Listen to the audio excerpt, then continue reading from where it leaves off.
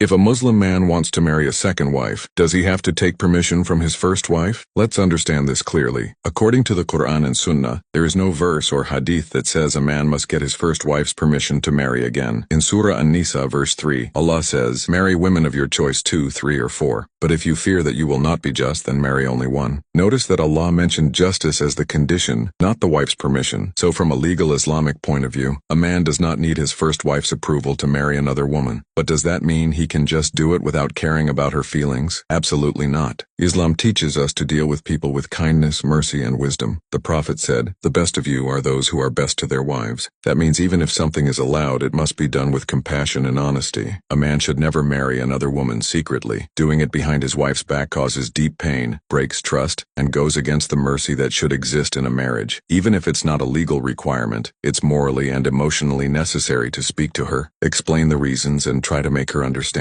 Now you might wonder, why didn't Islam make the wife's permission mandatory? Because Allah knows His creation best. Sometimes a woman may refuse out of hurt or emotion even when there's a genuine need. For example, if she can't have children, or if there's a widow or single mother who needs protection and support. In such cases, Islam gives the man an option not to hurt his wife, but to solve problems without divorcing her and while still being just with both. The key condition remains fairness. If a man cannot be just in his time, wealth, and affection, then marrying again becomes haram for him.